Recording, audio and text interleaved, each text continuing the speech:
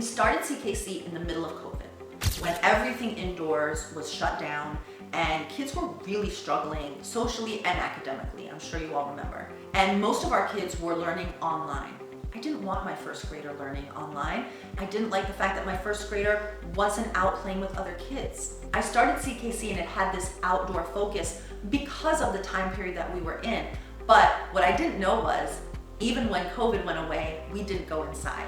We learned by being outside that kids do better in fresh air and sunshine. Kids do better when they're running around. And there is absolutely no reason that we are teaching math and social studies and history indoors. Everybody is happier when we bring it outside, and that doesn't mean it's always perfect. Sometimes kids are complaining that it's a little cold or it's a little hot. Sometimes teachers are complaining that it's a little hot or cold. But overall, I would not change a thing. And I'm so grateful that we were in that situation at the time that forced us to really rethink what we were doing and how we were doing it. And 4 years later, with many different CKC locations, we're really happy to be outdoors.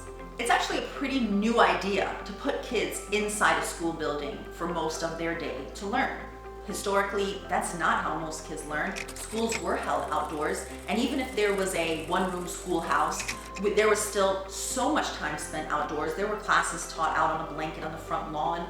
It's really a very modern, recent thing that kids leave their house early in the morning, are indoors for 8, sometimes longer, hours a day, and get a very short amount of time outdoors for lunch or recess or anything like that.